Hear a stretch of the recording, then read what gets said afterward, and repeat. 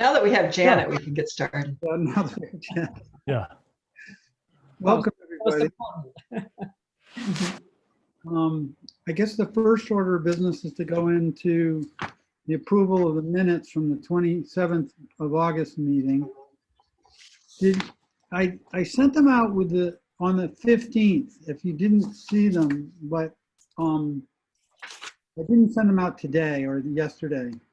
Does everybody have a copy of them? Yes. Sure. Yes. Okay. Well, any discussion? I sent a couple of changes today to you and to Julie. Yeah, I saw that. They were, most of them were minor, but and they under 3 and the third bullet, it said something that I said, and I wanted to change that to Janet mentioned that she had interviewed some prospects when she was chair and made recommendations to the town manager. And Karen was one of those recommendations. Yeah. What else? Oh, I wanted to add a number 8 and the third bullet. I wanted to add Brookline. The Attorney General banned the Brookline town meeting article prohibiting fossil fuels. It's actually prohibiting fossil fuels in new developments, new residential developments. So maybe that should be added too. Okay.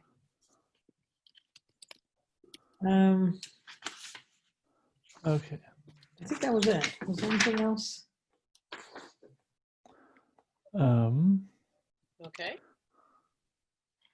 So on that particular bullet that you just mentioned, Looking at here. Under number 6, when you're talking about 1, 2, 3, 4, is meet with Phil Posner to discuss a potential campaign being considered. And then potential campaign is being considered bicycling to school in teams of multiple parents and children.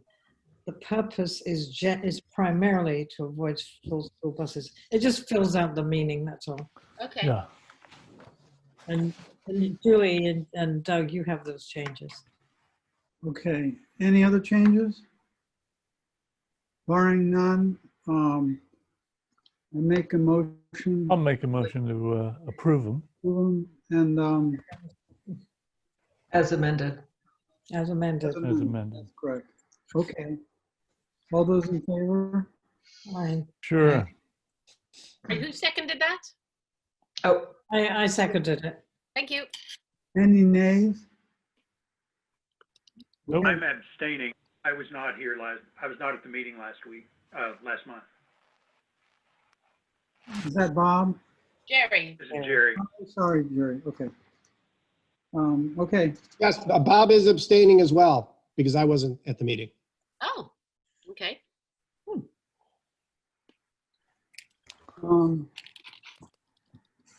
The next thing on the agenda is to identify the date for our October meeting. And I've gone through the Zoom, the doodle poll that I sent out, and it looks like the prime time with the highest number of votes was on the 22nd in the afternoon between 3 and 5. Everybody could join that I could see. Okay. So, wait, hang on. Is that that's a Tuesday. Yep, that's fine.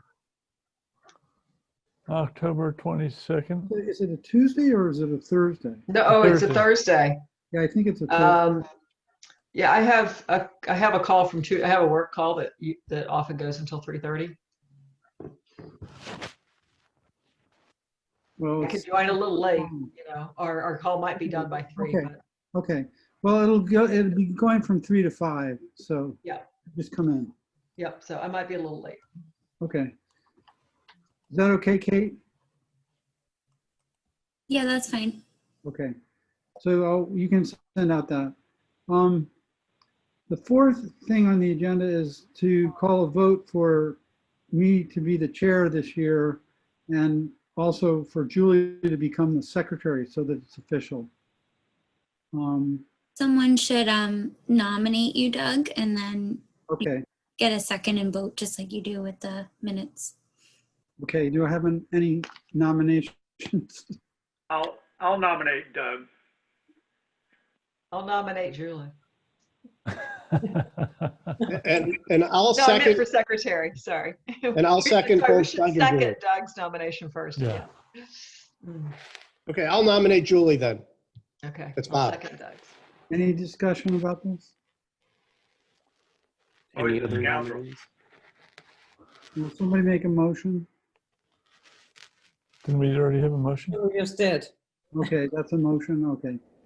All those in favor? Oh, well, we Wait, don't- wait, are we voting for you or for Julie or for both? For both. You should do one at a time. We Yeah, should let's do do one at a one at a time. time. Yeah. All those in favor of voting for Doug Sharp as chair this year? Aye. I'll do it. Aye. Thanks for running. Aye. Running, yeah. Okay, the yeses have it. And all those in favor of voting for Julie Klein as secretary? Aye. Aye. Yeah.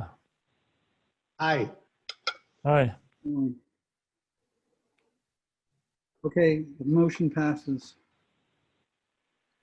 Doug, can I just ask Julie, a what do you question back about the meeting dates? I don't know if you had thought about it, but choosing a kind of a standard day of the month and time going forward, or if you're planning to just do it month by month. Well, there was some question about getting back to the second Tuesday of the month, but a lot of people you expressed that in the afternoon, the afternoons might be better for you in some occasions because you have so many evening meetings. Well, And you have to my start. so CAB, the Climate Action Advisory Board, meets monthly as well. They're meeting in the evening because that's what works best for them. But they meet the third Wednesday of the month. So other than not having another evening meeting the third week of the month, that would be my preference, but I can make anything work. I just wanted to offer up afternoons. A lot of committees have decided to meet earlier in the day, given that they're How on. do people feel about doing a 3 to 5 meeting on a regular basis as opposed to an evening meeting? I would not be opposed to that, particularly if we can find the right day. I wouldn't be opposed. You want I to, like 3 to 5. you want to suggest, Time doesn't bother me. Having it on a Tuesday, we decided that we ought to move away from Tuesdays because the planning board meets on Tuesdays. They meet every other week on Tuesdays, so we'd have to find a week that they were not meeting. how would the third week of the month on Thursday at 3 be? The only thing is that going to bump into Thanksgiving week? No, the fourth one would bump into Yeah. Thanksgiving. Thanksgiving's always the fourth Thursday. Okay, so ongoingly, so that would put us in November on the what? 19th. 19th? 19th, And what about in December 17th. 17th? So for the foreseeable future, I have a call every Thursday that is slated to go until 3:30. Well, So would people be willing to go from 3:30 to 5:30? Yes, Okay, why don't we say 3:30 to 5:30 okay. on the third Thursday of the month? With the exception of next month. Yeah, with the exception of the 22nd. Well, that's a Thursday. Isn't that the third Thursday? No, that's the fourth Thursday. Oh, okay. So the meeting in October, should we put that to 3:30? Does that work for everybody? So Sharon isn't. Yeah, Yeah. That works for me. thanks.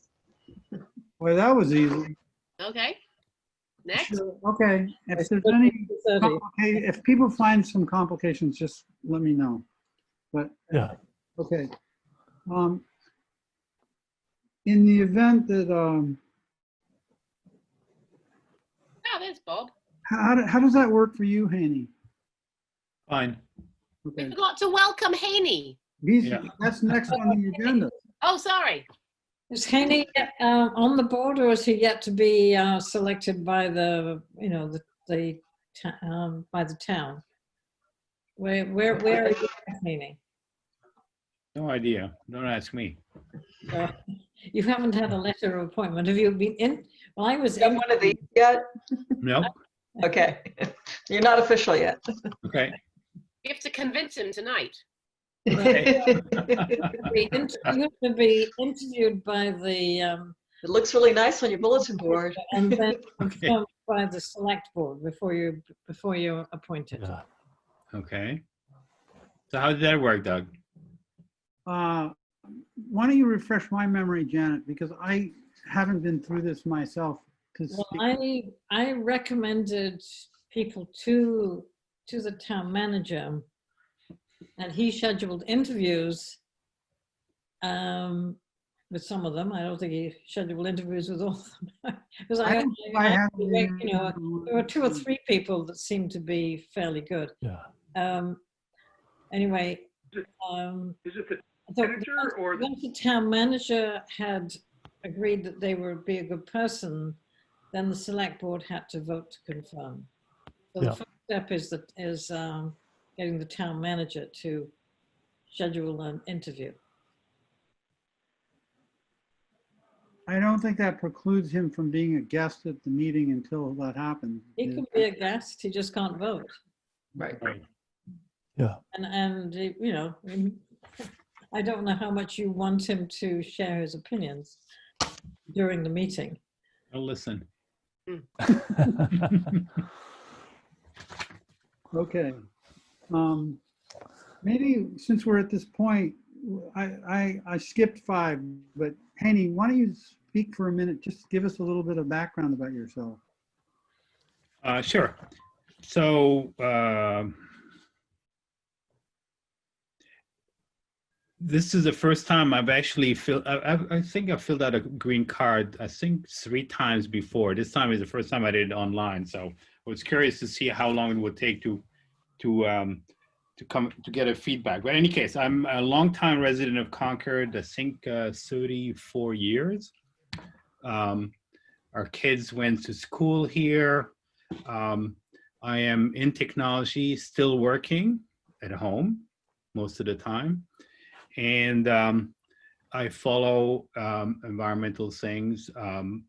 You know, I'm learning things, but I have interest in working on a committee to participate and contribute my time and volunteer for activities. That's really sort of a 30-second pitch. Mhm. Well, thank you. Okay.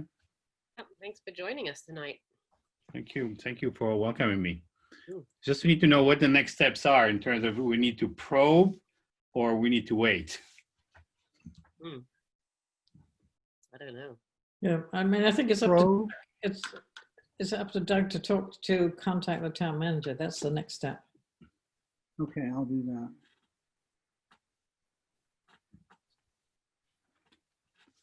What I'll do is be in communication with you, honey, through email after this meeting in the next week or 2. Sounds good. We'll Sure. get that squared away.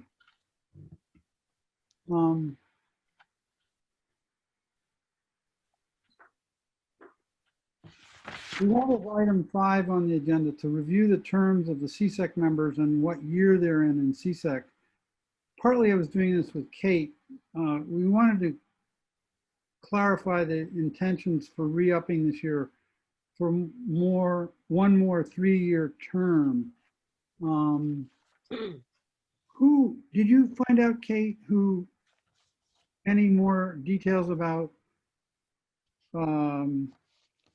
people that have to re-up this year? It was, Jeremy sent you a list. It's just you and Julie. Okay. I thought it was a 2-year stint.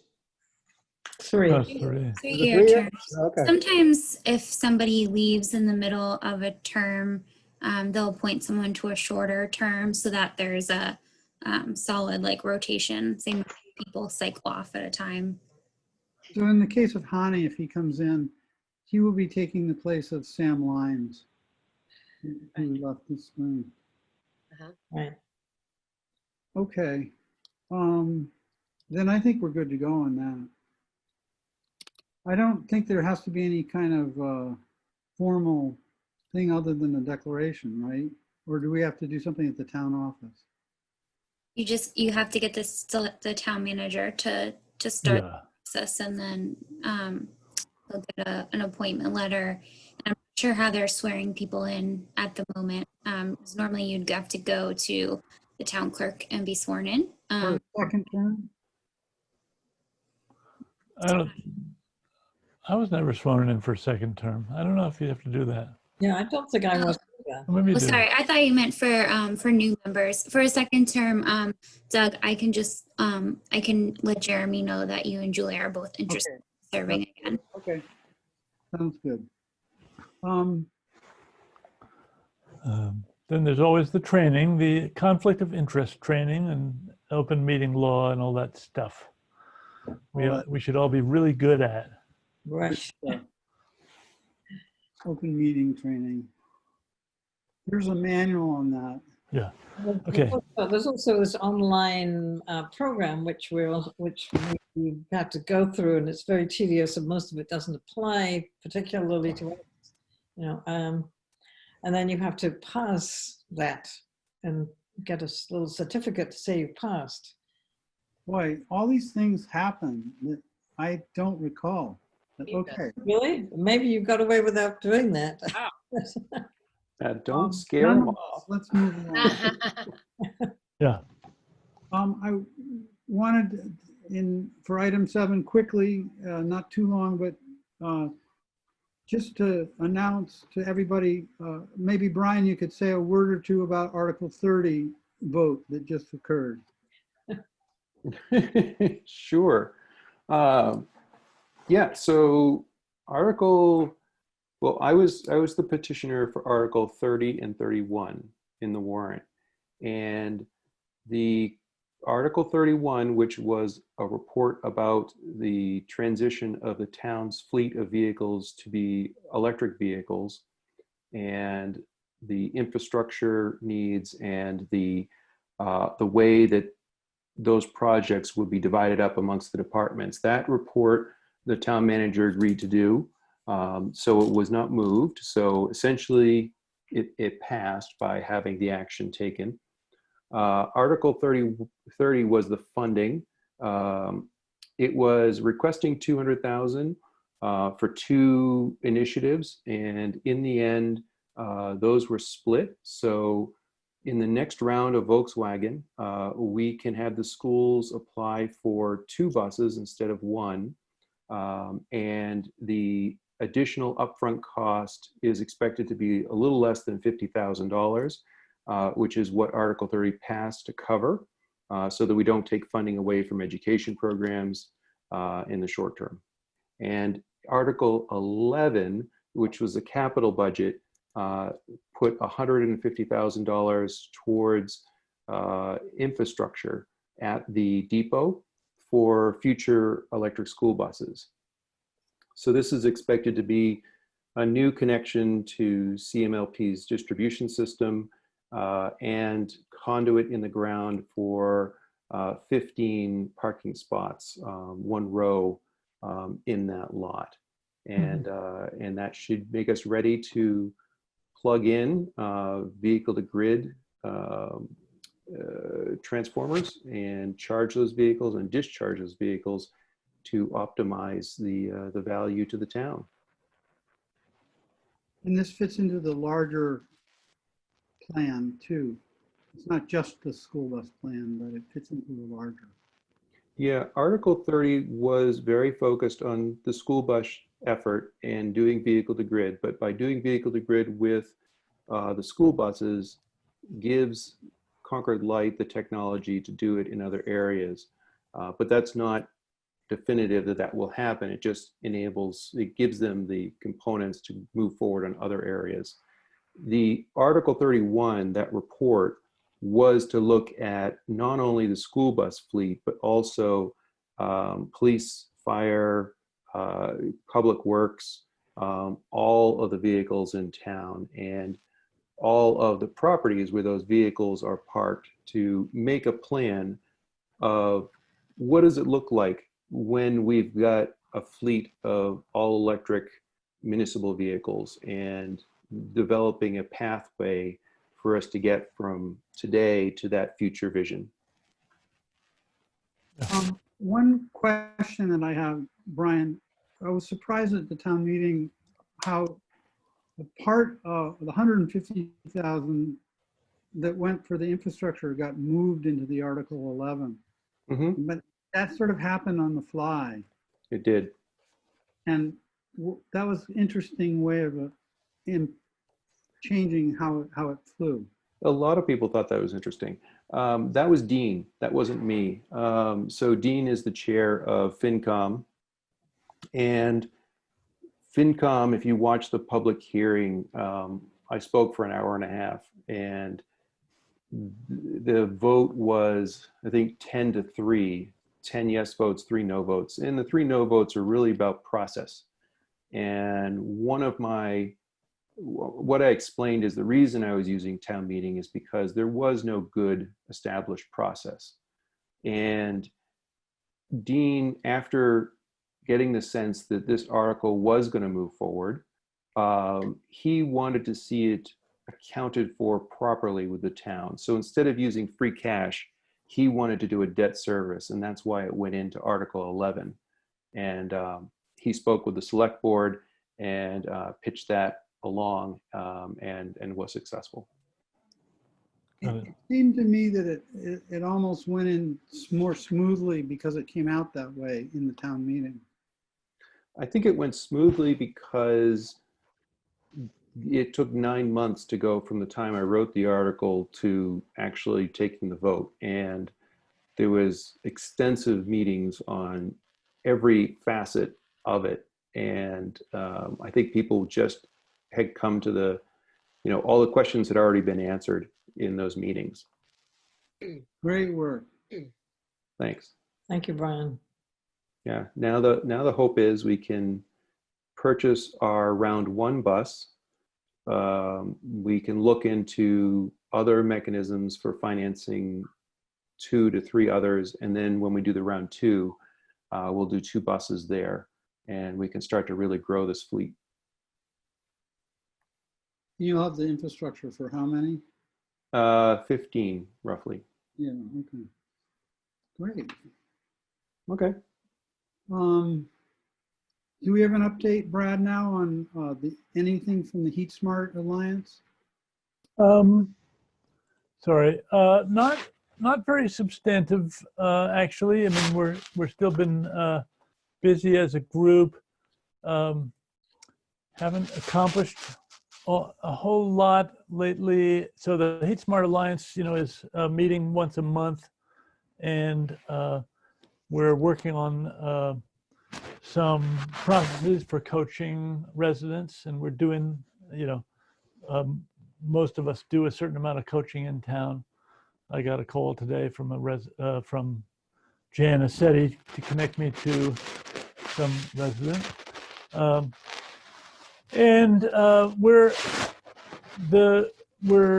Heat Smart Alliance is sort of awaiting the decision by Mass Energize to do that fiscal sponsorship arrangement so that they can raise money to work on the website and to start making some progress there. But I wouldn't say there was that much been going on worth describing. Do you have any kind of an update for what Mass Energize is doing? Well, been very busy, but again, not very substantive. Not that much to report. We've been updating. So we have our community web platform that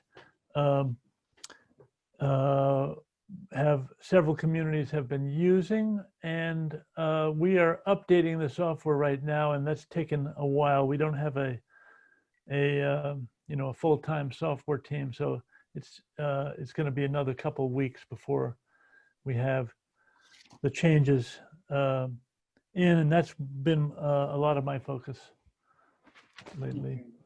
We have a board meeting tomorrow where we're going to be talking about that fiscal sponsorship arrangement, and also our this collaboration with the Cooler Communities group, which taken a certain amount of focus. Okay.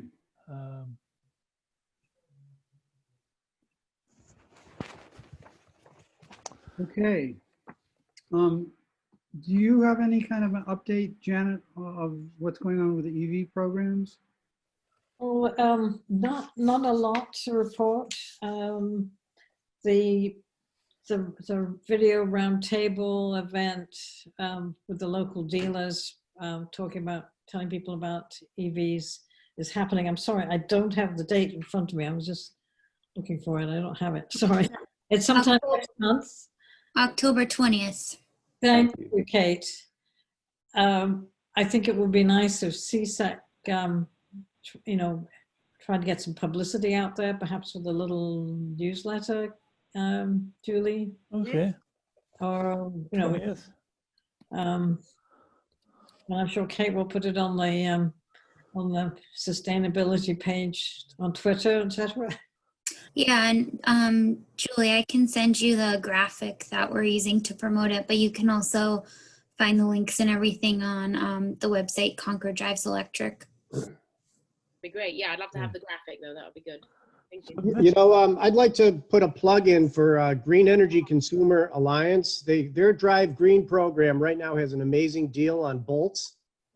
$21,995 for a 2020 brand new Bolt. Wow.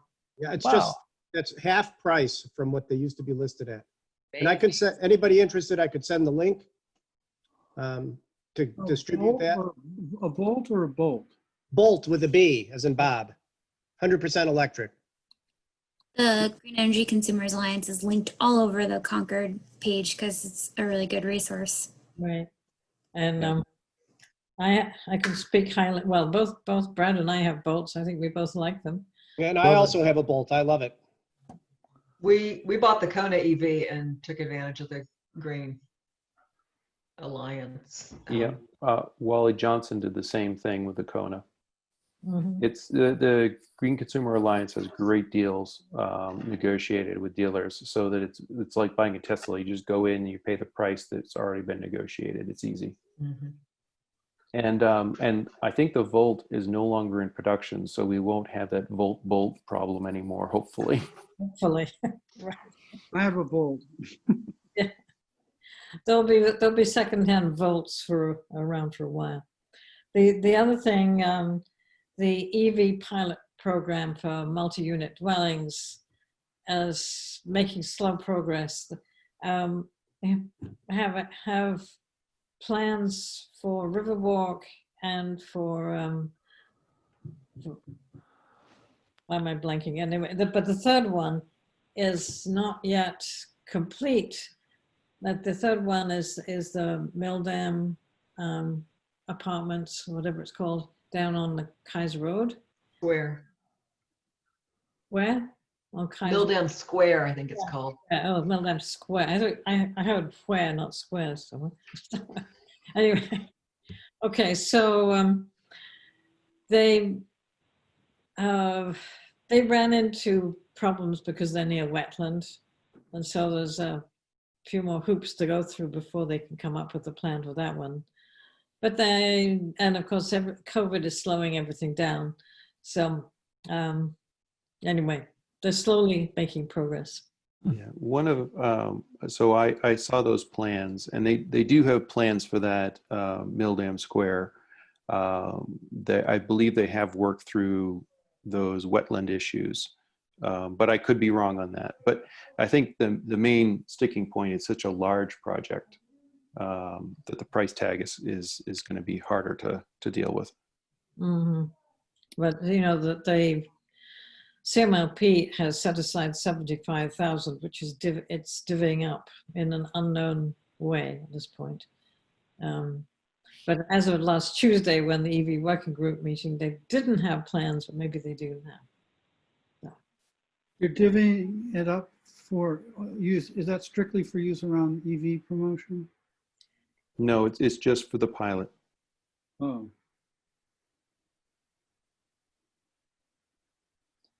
I think that's all I have to say on EVs. Yeah. okay. Well, the next thing that we have on the agenda that I have written down anyway is the status of webinar development work being developed on sustainable homes. And I know that in this meeting we have more of a focus on the video scripts, and which is coming, and we're going to talk about that. But I wanted to understand better what people's perspectives were about the relationship between the videos that we're generating and the proposed. Back in June and earlier this spring, we were sort of stalled out in terms of having physical events, but we had talked about the idea of developing some sort of a webinar environment of some kind where at least discussion or explanation or promotion of the poster that we did last spring was being done.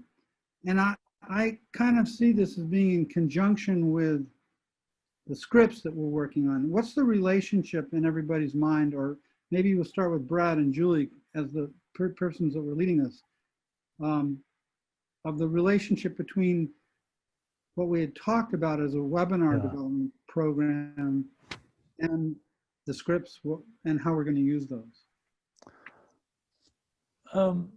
So I've gradually come to the opinion that putting a lot of effort into a webinar at the moment wouldn't be well spent, and I just don't think we're going to get a lot of people to come. Now maybe I'm wrong about that, but there's so many webinars happening that you could go to one every day if you wanted, but I have a hard time imagining how we get very many residents to come. Now, a little of this may be my feeling that nobody else shares, that between now and November, we have other things to be thinking about that are just completely distracting. And maybe we should be working on a webinar instead. But I'm finding it hard to think much about the webinar, to be honest. But Brad, you had suggested, because I know you're very into like one-to-one coaching is kind of like a big thing you like a lot. And so I think that was something, I think Doug's sort of saying, where do we go from the videos? You know, we make all this trouble to make these great videos. And then where do we go from there? We want to make sure that people, if they have questions, if they want to speak to somebody who really has all the answers, they can do that. And I think you proposed, you know, we want to always kind of loop them back to the Concord Sustainability website. And on that website, there would be maybe like just sort of some clear, you know, names and contact information for people who could help residents learn more about each of the topics or whatever topic they're interested in. Is that what you're thinking?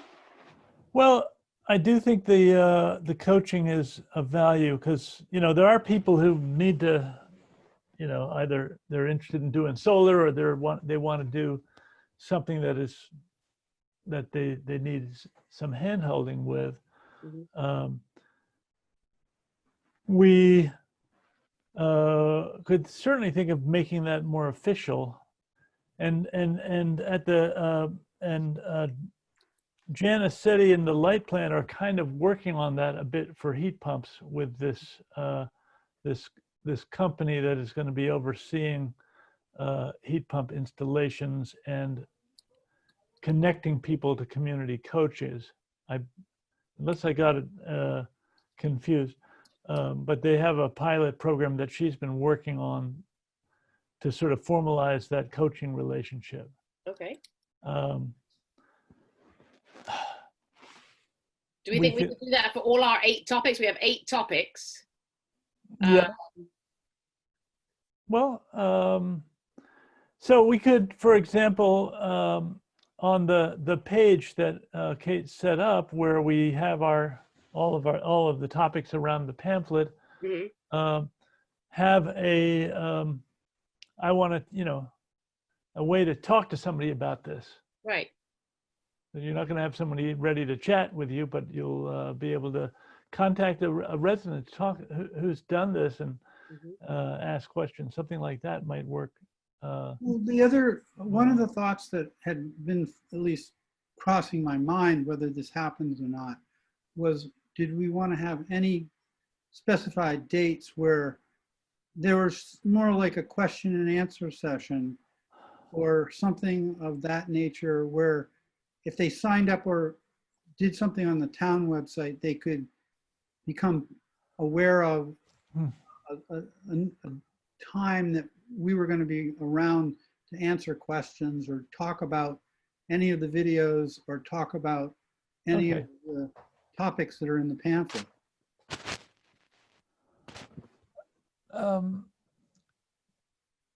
So, we could pick a date and try to do that. I just don't know whether we would have anybody. I tend to think we wouldn't have anybody sign up for that. I think it's about how it gets promoted, and we haven't figured out how to do that. Yeah. And how many, there will be a series of 8 webinars or Q&A events or whatever you want to call them, which may be a lot for people to pay attention to. Well, for some of the topics, you're not going to have any hope of getting anybody to sign up. They're a little bit on the, they're of interest, but we're going to have a webinar about energy efficient appliances or something like that. I don't think that we're going to, maybe if we subdivide it into, bigger sections and talk about the home, talk about the landscaping, talk about water use, maybe you could do that. I don't know. Each of these videos is only going to be like 5 minutes. So even with 8 of them, that's only 40 minutes. A little bit of intro, you could still be under an hour. And in some regards, I've been thinking of the videos as being a prompter of questions. They will elicit further discussion. Yeah. Yeah, I like the idea of just being available on Kate's website, and then giving residents the opportunity to talk to an expert in whatever. Maybe the initial is kind of like an unveiling. It's like, it's going to be available from here on out, but we're going to have what is the opening, like you've got your art show, you've got the first night opening. Right. It'd be good to draw attention to it in the first place. Right. I'll give you an example of a thing that crossed my radar. The sustainability group that's at the assisted living place over at behind Emerson. Newburyport? What's the name? Newburyport. Newburyport. They have a sustainability group, and apparently my mother, I know about this because of my mother. They're not physically at Newburyport right this moment, but the group that was there is wanting to get back on calls with each other, and they were going to start initiating some Zoom calls, but they don't have, they're looking for content, So I don't know, but that's another place to have there's probably other places like that. Yeah. The thing about Newburyport is none of those people are buying new appliances. Right. I know. Yeah, they're not They're not so much the consumers. You really want to get hold of, like. Well, it comes back to. They might be buying appliances for their children. Well, they may be able to lecture their children, and children really like to be lectured to. Well, it brings me back to who is our target audience for these videos. What do you guys think? Parents of school-age children, you know, just Homeowners in general. residents in general. People who are new to So- the town, who just they've got a new house and they need Yeah. to do stuff. Yeah. Yeah. I mean, we're all residents too. What do you think if you came across this video series and thought, well, that's cool, and you listened to a few, maybe you didn't listen to them all because maybe you already had solar panels or a heat pump or whatever, but you were interested in some of the other things. What would you want to do next? Would you want to then say, you know, sign up for, you know, something like at a preordained time for a Q&A session with a group of people on Zoom, or would you want to just go to the website and find how you could actually kind of take action on that thing that you were interested in? The latter. My feeling is a little bit like, you know, everyone's busy, and you know, people want to kind of more quickly get to the sort of like, how do I do this thing? That video piqued my interest. Now I want to hear a bit more, and I want to make it happen, or find out how I can make it happen. Yeah, and I think with some things, you know, it's not okay. I need to buy a new refrigerator. I mean, that's a pretty easy decision. But if you want to put up solar panels, how do you go about it? And what are the kinds of regulations? And with heat pumps, you know, what's the best system for my house? I mean, there's all sorts of questions that need to be answered. And right. Things. And they have to be answered. I mean, one of the tricky things, and this is what the Heat Smart Alliance talks about a lot, they have to be answered credibly. However, we're not professionals, but we have to have a certain amount of, we have to have credibility that we know enough about their situation and about options and stuff. So on the technical topics,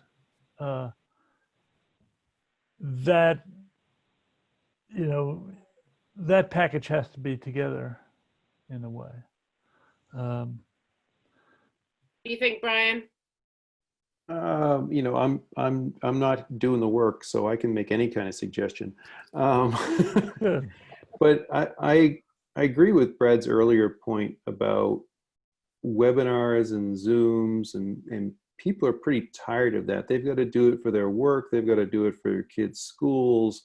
You've got a great pamphlet, and I think one of the things that I think can be very helpful to the resident is like a workbook.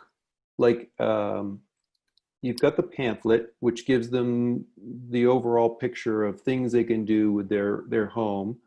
But things like their water heater. I always talk about an energy plan. I have a water heater now, so I don't need one. But when I do need one, I have to make a decision very quickly. And so maybe working to develop a toolkit that you can send out as a mailer or to anyone who comes to a future event, where you have, you know, those plastic pouches they stick on packages, and you can put a 8x10 piece of paper in there just to put the billing information or addressing information. Maybe pouches like that, and a form that says, when this water heater dies, this is my plan for its replacement at the end of its life, and here's who supplies this type of technology, and here's who to contact when this dies. Work with the residents on getting that kind of detail in more of a physical kit rather than an online talk to you kind of webinar, and give them those tools so that they can fill out that sheet and say, oh, I'm going to contact this plumber. I'm going to ask for a heat pump water heater instead of my oil water heater. And I'm going to stick that information with this pouch right onto the hot water heater. And then when that thing dies, it says, you know, pull in case of death, and you open it up and you now know what to do to take the right action at the right moment. It's like you're making the decisions and doing the critical thinking up front instead, so that you don't, if you have a crisis, you don't have to go back to square one and start dealing with the installers who will tell you all kinds of things.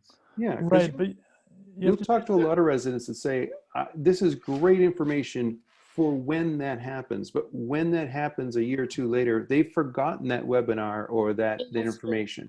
right. Yeah, it's a great idea. I think so. So it's sort of like you have to do the evaluation. You have to say, you have to, when you Make a mentioned plan. water heaters, you have to do the evaluation for if your water heater was to die tomorrow.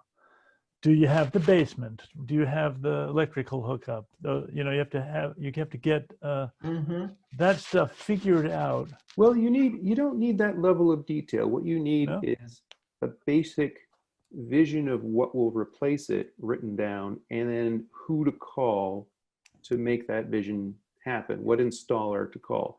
Because that's usually the question is, who do I call and what do I ask for to do the right thing? And if you can talk to them before it's an issue and you can write that down and then leave it somewhere where when that moment happens, it's reachable, then you get actions. And that's what counts. Yeah, I like it. Yeah. I mean, I like that. I don't think it works with all our topics though. Right, but like Probably. recycling or water. These are like things. washing machine.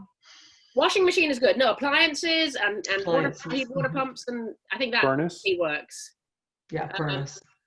Yeah, no, all that works. I mean, some things are just more like we want people to take small steps today to Okay. mitigate Yep. their usage or whatever. the only issue I see with Brian's suggestion, which I like, is the town is not allowed to recommend any particular vendor. So Yeah. get around that one. Well, what you can do is instead of providing one vendor, you provide a list of vendors, Yeah. and you allow the resident to choose. And you preface it with saying, this is just a list of local installers. This is not a preferred or vetted list. Mhm. Right. True. And yeah. Okay, I like this. So, and then you have to get this sort of an energy plan in people's hands. Now you could do that through a school assignment. You could do it through Energy audits as a follow-up to their energy audit. follow-up to energy audits. You could do it through churches or community groups that promote it among members. I guess Council there's a on few Aging. ways you could, what is it, Council on Aging? But again, we don't want to aim Yeah. at the people who are in the retirement home. We want to aim at the people Yeah. who have young kids in the elementary school because they've just moved to town. They're probably doing renovations to their house and they'll be here a while. So they're willing to make investment. The reason I said council on aging, I'm mostly not in, most of the people who get the newsletter, they're just over 65 and they get some newsletter. A lot of them will have old refrigerators that could use replacing. So Yep. they have, water heaters, which are going to blow. So for them to have a plan would be good. But I like the idea of, rather than a virtual something, again, which is what all of our lives are full of virtual stuff, is sending, attend a webinar, get a packet in the mail. And that packet has that pouch, those worksheets, a kind of a workbook Yeah. for a resident to go through to think of these questions and make that plan. Kind of like a next level after the pamphlet. The pamphlet says, these are all the things you can learn about. And then there's a workbook that can go with the pamphlet that says, oh, now that you have an interest in these particular items, here's some activities to do. Yeah. Can I ask a question? Am I allowed to ask a question? Yes. So what's wrong with the, I'm not on the committee. I'm asking questions all night. what's wrong with the sustainability page on the website? I mean, there are 10 things to do. Yeah. And it directs people with all guidance and everything. I think it's not. I don't think it's a either or. I think we should give people both options. I think a Sure, lot of but- people will just be like, show me what I can click on to get that information. And, you know, just some people are just 100% online, you know, oriented. And some prefer to have something in the mail that they can like put on their desktop and, you know. Sure. But part of, I mean, I think I agree with you totally. I think you also want to drive people to one place so they can get updated information. Yeah. And that's the way to do it with this, as opposed to sending flyers all the time. And a lot of people don't pay attention after a while, right? Yeah. But also one thing here is that site that eene.org doesn't work for us. I'm not sure why CMLP is not part of the utilities where you can do the online assessment. Oh, I had that same issue. It's trying to open up your email. It's trying to email to E&E. And so if your browser isn't linked to your email account, it doesn't. No. If you go to do the home energy assessment, the online assessment for your home, they ask you for which utility you're using, and then CMLP is not on the list. Huh. Home energy assessment. The E&E website? Yeah. Sign up now. There is an online energy assessment that you can make. And I think they go and tap your account and look at how much consumption you use and stuff like that, presumably. There it is. It should be corrected. I mean, if you spell it out, does that work? No, it's a drop-down list and it's not listed. Oh, that's weird. You're on the E&E site? I went to the E&E site. Yeah. There's an online energy and assessment, My Expert. There's a light version, advanced version. Yeah, I see it. Start your own assessment, or whichever. After you input your name, if you do the expert one, actually you can do either or. Start your assessment now for the advanced. Under utility drop-down list, Concord is not listed. Wow. I think you're already making a contribution here. We can. I mean, these are simple things, I think, but I agree. You know, look, we need to create awareness, but then drive people to some other place where they can have continuous updated information. And that's, I think, an easy way to get update, including list of vendors. I mean, I went through the heat air pump. I retrieved my folder from 2 years ago eventually, and I found the list, right? Outdated. But, right, I mean, but it, you know, it takes some energy, but if you can make it available immediately, available for someone. I know we can't recommend a vendor, but at least here's a list of potential vendors that have been used in the town. Yeah. You can do that.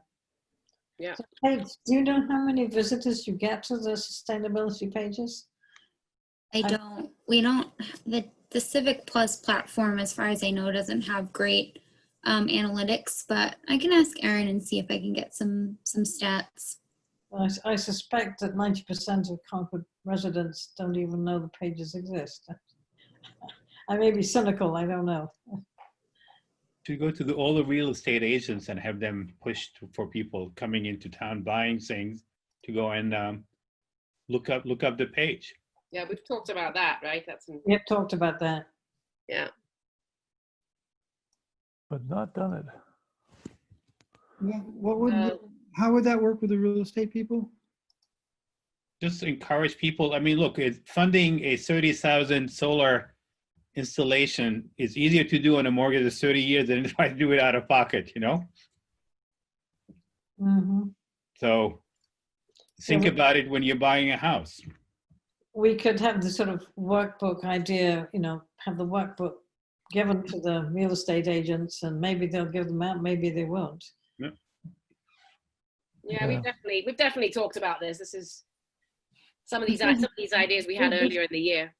This sounds a little bit like where we were talking about trying to figure out how to distribute the poster. Yeah. Yeah. That's true. I think this is an ongoing topic, and we need to continue to think about this and continue to develop it. But sounds like we had some stimulating conversation about it today.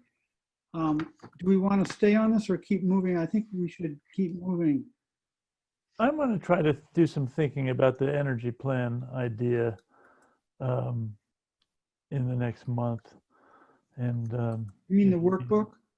Yeah, something. I'm not sure exactly what it should be. I haven't thought enough about it, but it seems like the right thing. These are, people think about this, people's attention spans aren't long, and if they don't have to do something right now, having them evaluate it and be ready is a good suggestion. Good idea.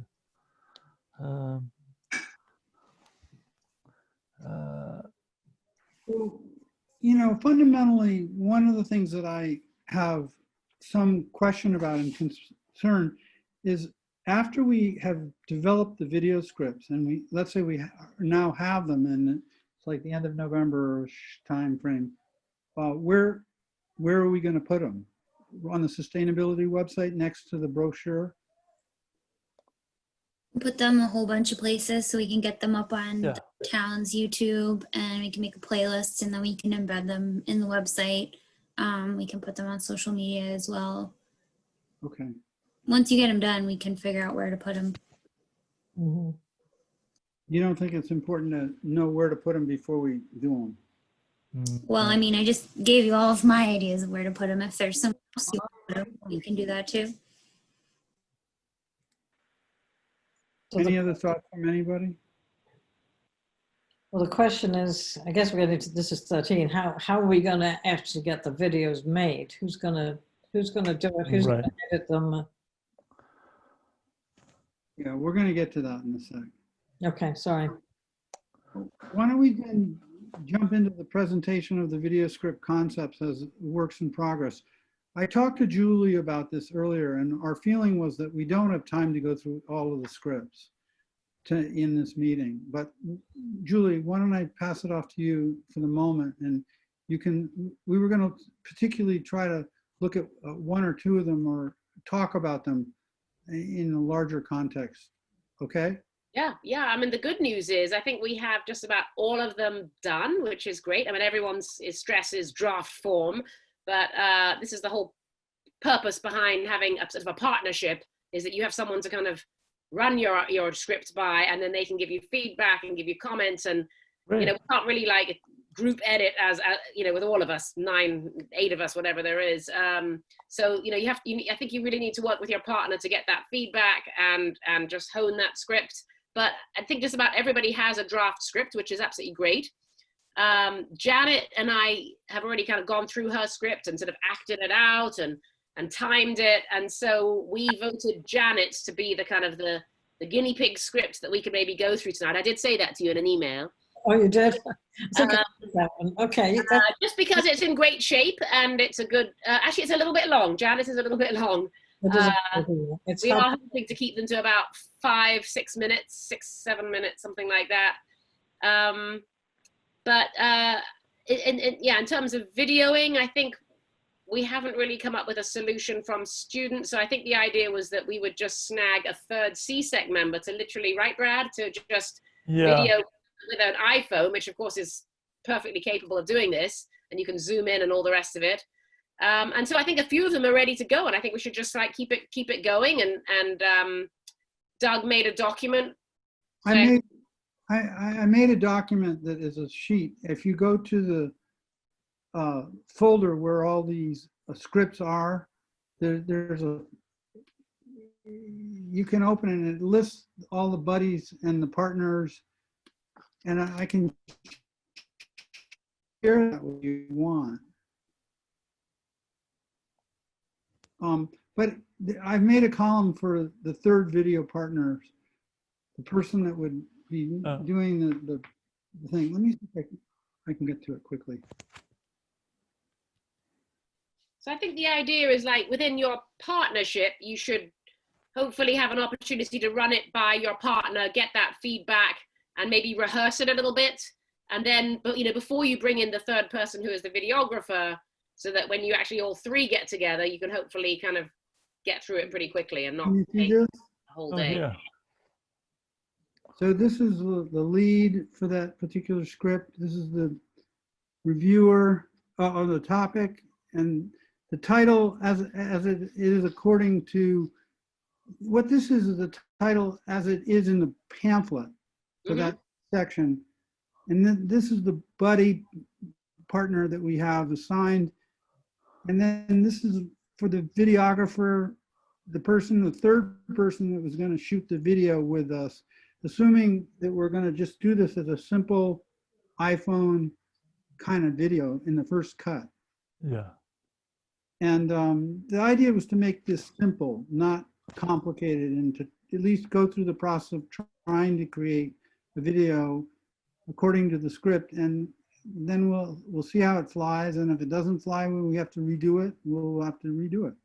And these are the locations where we're going to try to shoot the video, so that if we have to have a meeting with the 3 people, that they can meet and work there. And it'll be up to the 3 people to decide when and where that'll happen in the next month. Okay. Brad, did you hear back from, I forget his first name, Mr. Gooder over at the high school as to whether he would, they have students who can help us? There's So- another column to potentially put Yeah. student names in there if we could figure that out. So I did reach out to Adam Gooder, and they were very helpful for the Cooler Concord Fair. Because of COVID, he was not excited about involving students getting together with us to shoot stuff.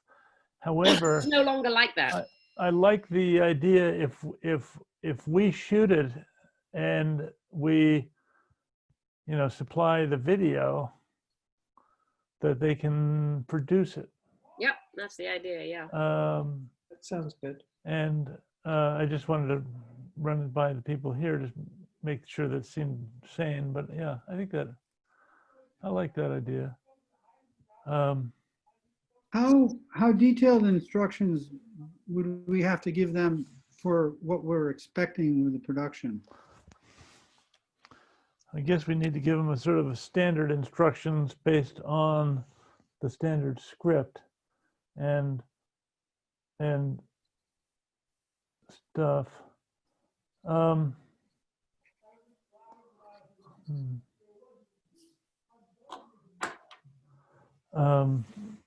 think it needs to be like, Sharon, you had some great notes in your video of like, and now we show an image of the Pacific garbage patch, and now we show an image of recycling bins, that kind of thing is very helpful. We can sort of top and tail it with the same branding, and the same sort of shots at the beginning and end with our pamphlet maybe, or whatever, each time. But I think any other direction for like what you want to show, any kind of little tables or pie charts or just facts and stats, that sort of stuff, we have to tell them. They're not going to know that.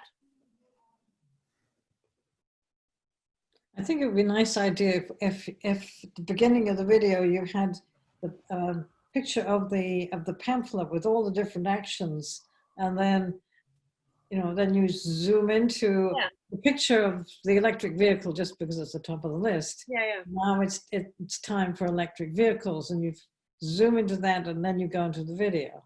Yeah. Yeah, That's good.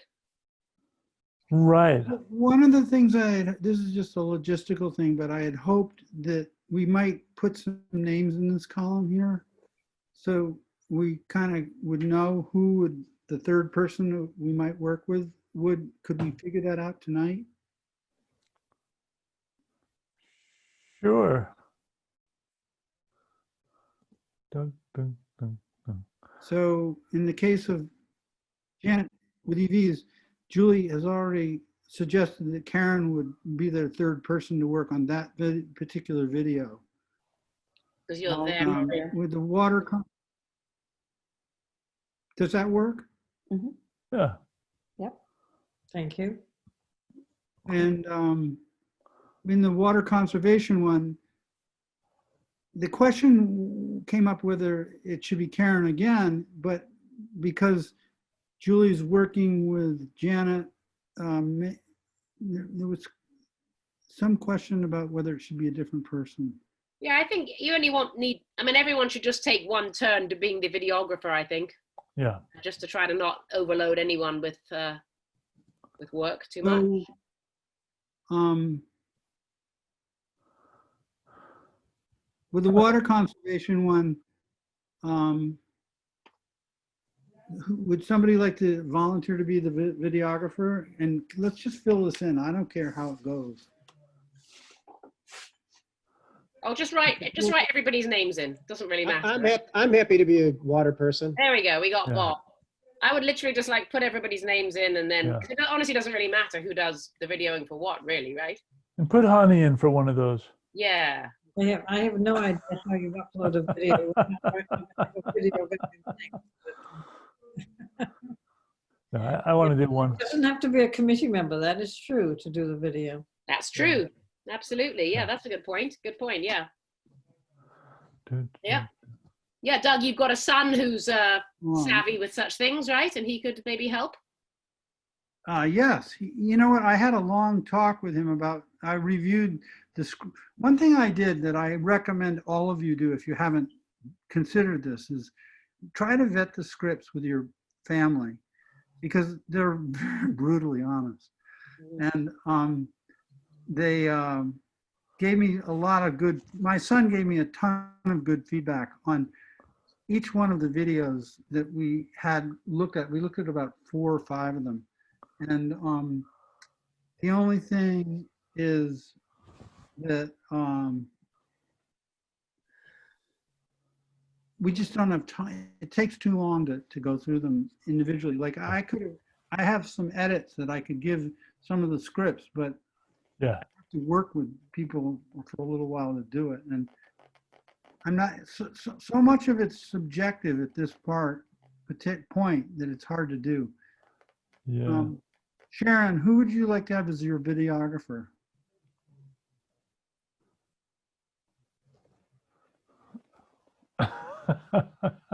Is she here? Sharon is, oh, there she is. You're on silent. You're on mute. You're on mute. Uh-oh, she got laryngitis. We can't hear you. Nobody can hear a word you're saying. I'm going to put my name down then. Good. Okay, let's see. Brad, you want to do it for the I'm web? happy to do one of those, yeah. Sure. And then, I'll do that one. Then I get to hang out in pretty gardens. Okay, you got there before me. and then the solar one. That's a good, I'm really interested in the solar one too. I had a lot of feedback about that, but can't do both. Either way. I could do solar. Who's left? I since I know nothing I'm about left. making videos, but So Who? Oh, Jerry, we have to get you in there too. what I was going to say is you could put me down to video on the reduce and reuse, and then you could video mine if you want to do Okay. that on solar. Okay, I'll do that.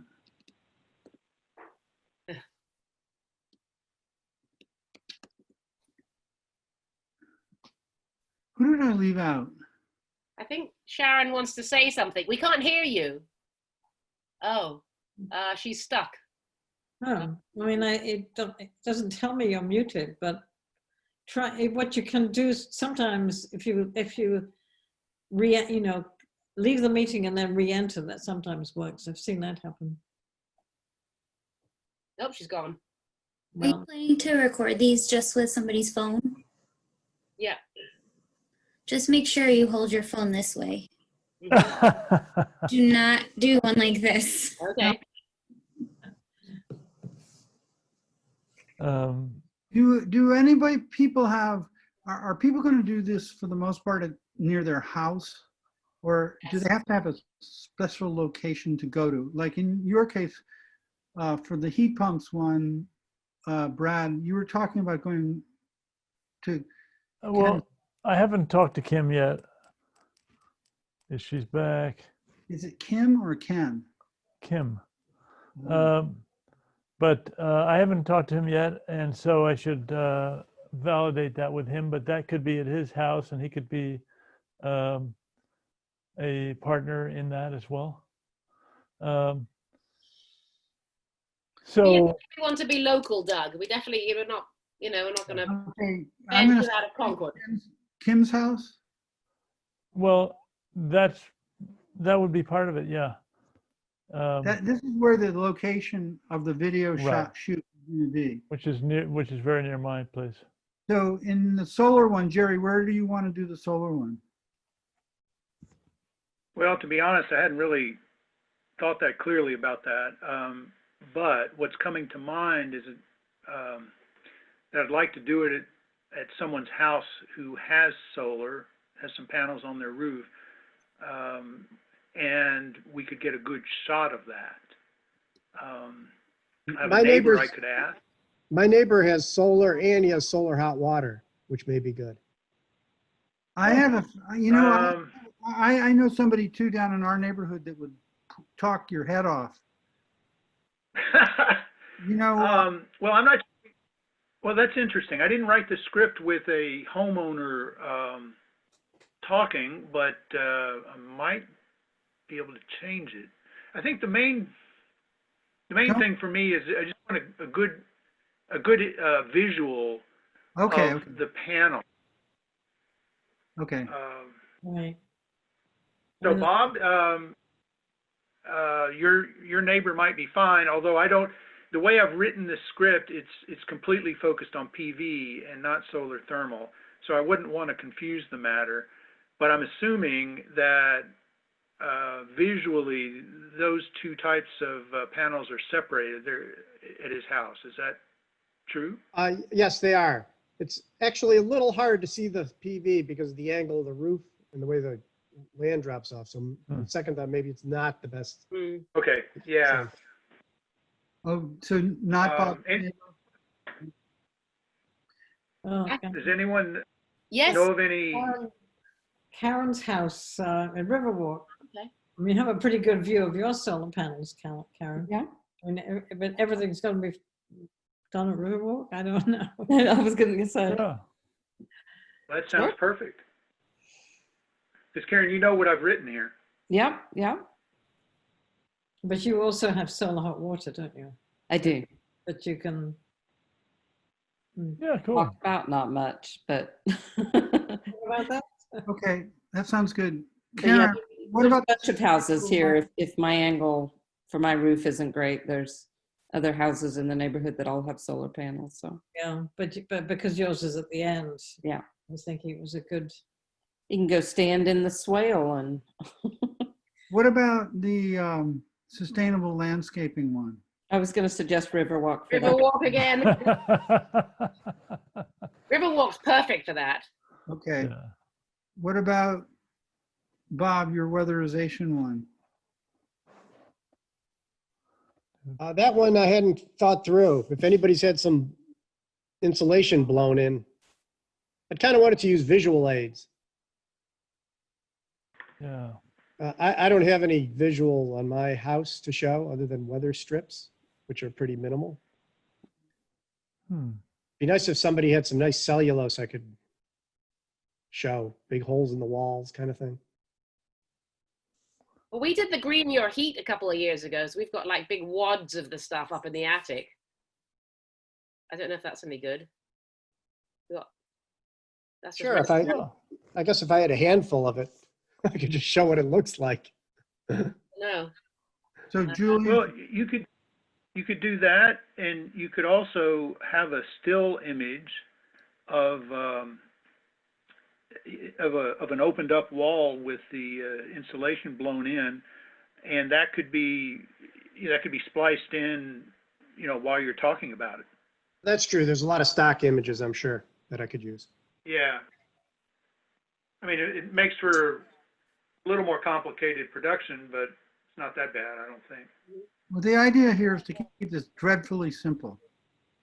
Well, I was going to suggest that, as you're filming, especially if you're outside, sometimes the audio can be kind of difficult, but it's generally pretty easy to place audio, voiceover over images or other kind of videos of just scenery and stuff. So you don't necessarily have to be like talking and filming all at once. So you can always record your voice on like a voice recorder. I'm just thinking that next door to Riverwalk, I'm not quite sure when they're going to start construction for Mill Run, but that could provide some interesting background noise. All right. What about Sharon, your reuse, use, and recycle one? Does she have sound yet? Oh no. You can message us if you can hear us.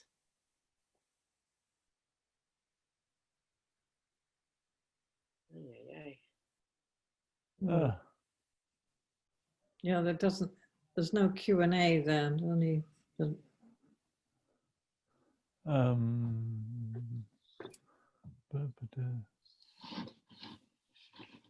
Okay.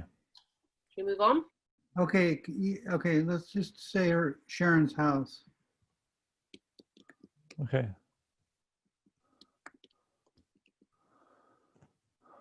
And, You gave it a thumbs up. okay, and I think I could do,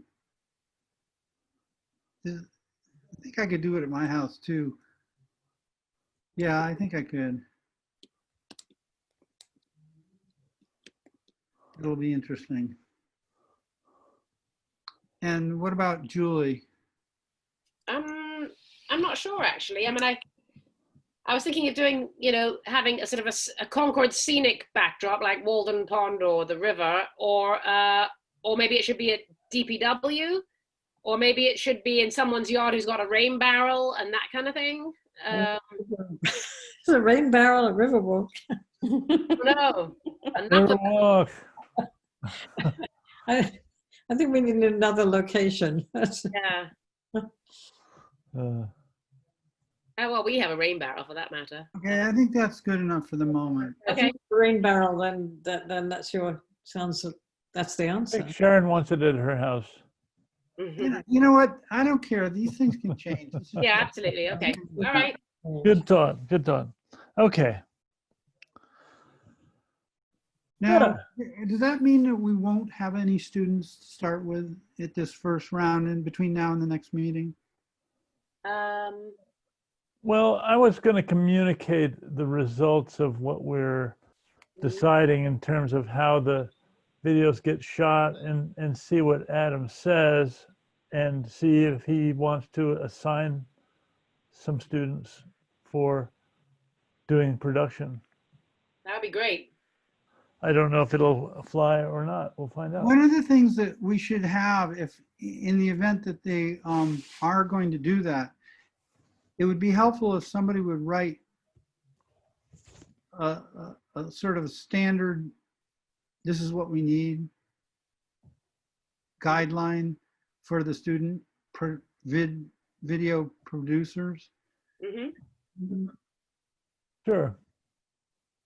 Who wants to do that? Who has the expertise to do that? Not me. All right. Honey, how do you feel about that? Where's the options for like chat? I know I used it with you earlier today. Doing what? Sorry. I need to go to this first.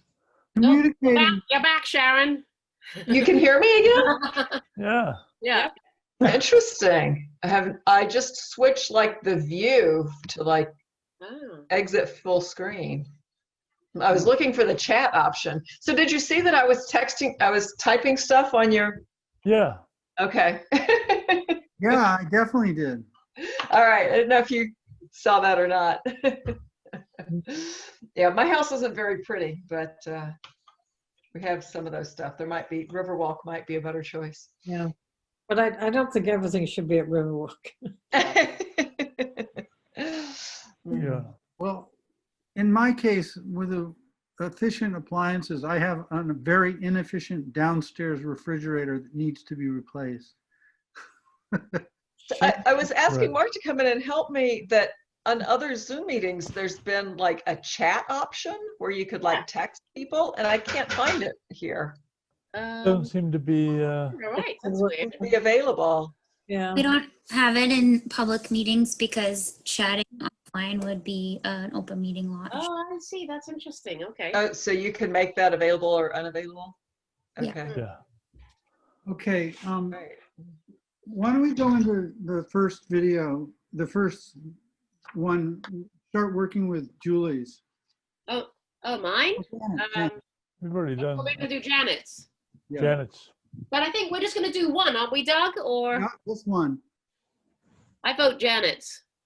We read through Julie's last time. Well, So the other possibility that I I changed thought, mine entirely. But still, Janet's is good. I know we said we do one, but it might be worth it to also take a minute to look at the intro one. Sure. Janet, are you able to share your screen to show your script, do you think? I mean, it's on the, I can open it. Yeah, too. Doug can do it. if you open it, Doug, it might be better because I know, when I've shared screen, it shows me everything that I have open on my computer and I can't find what I'm looking for. Okay, let me see if I can find it. It's, Here's, by the way, whoops, that's not it. I think we should talk a bit about timing too, and like when we want to, just have some sort of soft deadlines of like when we hope to have videoed everything, and then when we hope to be able to get it to the high school kids if they're agreeable to helping us with this. Just have a sort of a rough idea of how it's going to look the next couple of months when we'll get these out there. Well, it's in the folder with all your actions. So good. There we go. I made subfolders for each one of the scripts so that they're in it. And if your initials of the person that wrote was the primary on it is on it. So Janet, yours is in, I moved it into GM electric vehicle script. Okay. Why the folder? We're gonna have. Because if there are graphics, in some cases there are some other things. Okay, that makes sense. So here we go.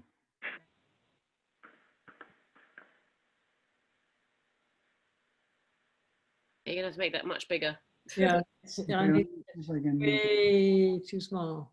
And Janet, we have to read fast because it's quite long, this one. Right. I talk fast anyway, it's fine for me. Yeah, but it's, well, I can bring the computer closer to me. I think I can read it. God, I can't read it. You can full screen it. No, I can't expand it either. Is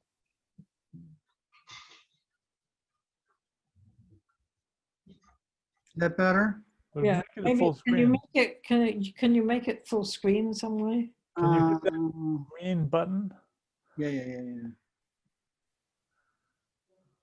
Oh, that's Definitely better. You want it bigger? As good as it gets. okay. So we're just going to read through it.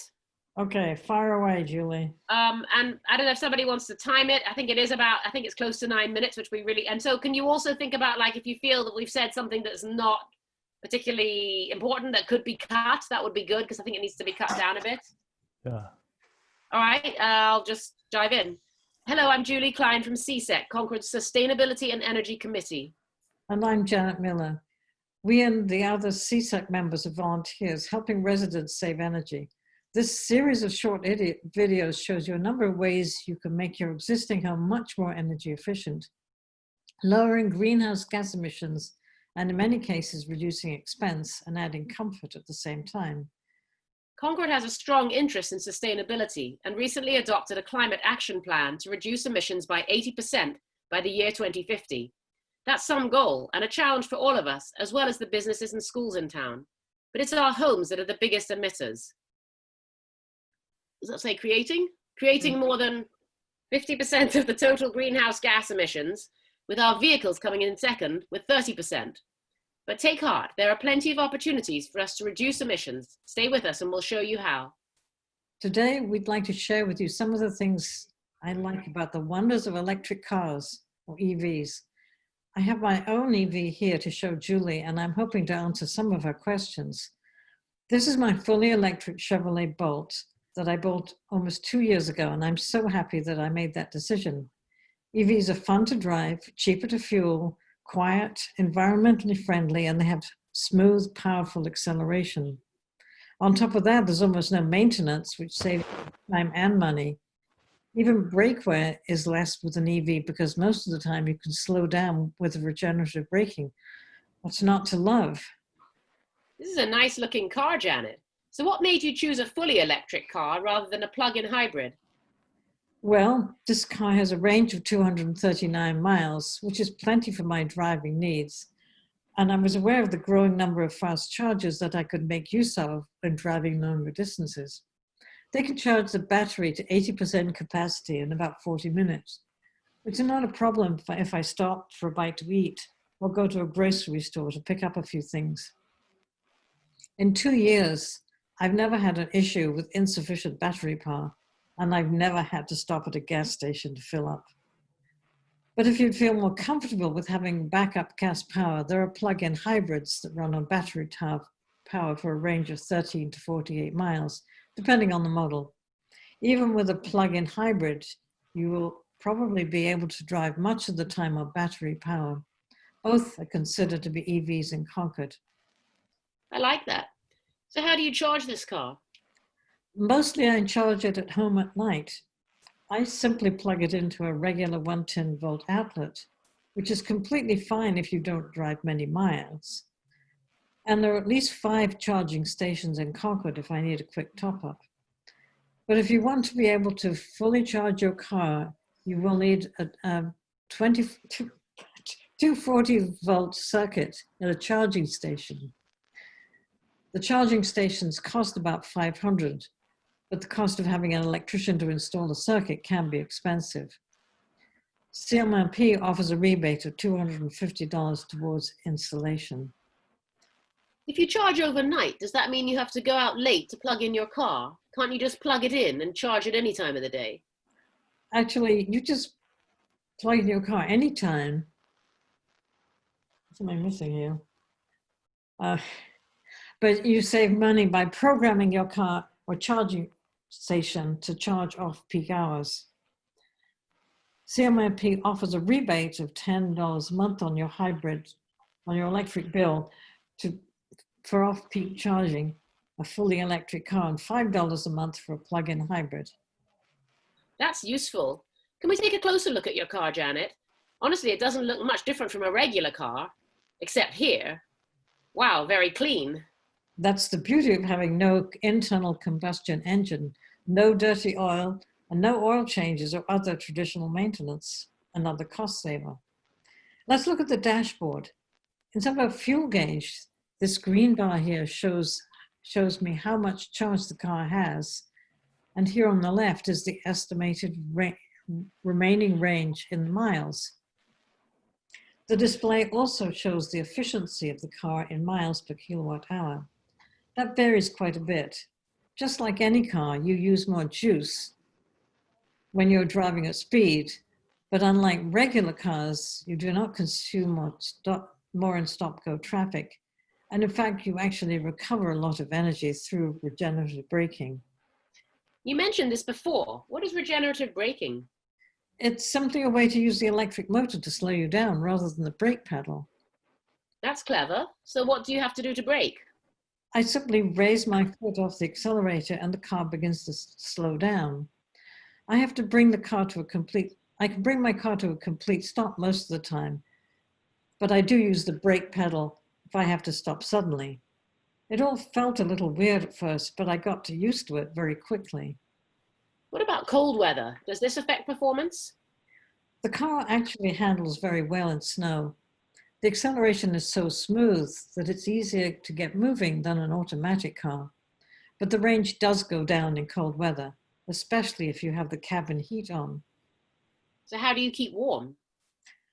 Mostly by using the heated seats, which actually take very little energy. They heat up quickly and make me feel quite comfortable. Well, Janet, do you think I should buy electric next time? Absolutely. I'm very happy with my EV. It really is a win-win situation.